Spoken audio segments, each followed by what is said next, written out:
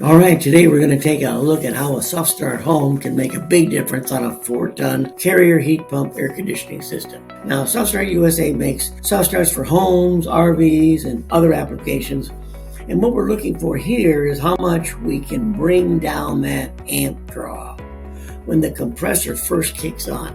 When your AC starts up, it can pull a huge amount of power all at once. That's what makes your lights flicker and puts extra stress on the system. This carrier unit is no exception. So before we installed the SoftStart, we ran a couple of baseline tests. Number one, spike to 118 amps. Although the carrier is rated for a max of 120 amps, that's a pretty heavy surge every time the compressor starts. Over time, that kind of stress causes wear and tear on your compressor windings. Additionally, this makes it harder to start and run your system off of smaller, portable generator systems or solar setups.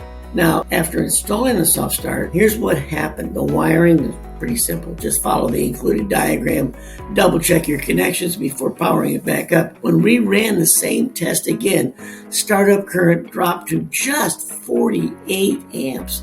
That's a reduction of nearly 60%, which means the system starts smoother, quieter, and without the lights dimming inside. This is exactly what SoftStartHome is designed to do.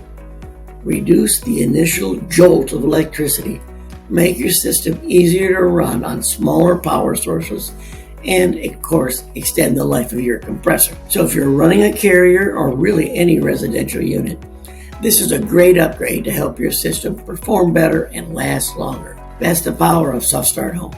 Check out the link below to learn more or get your own SoftStart for your own home system.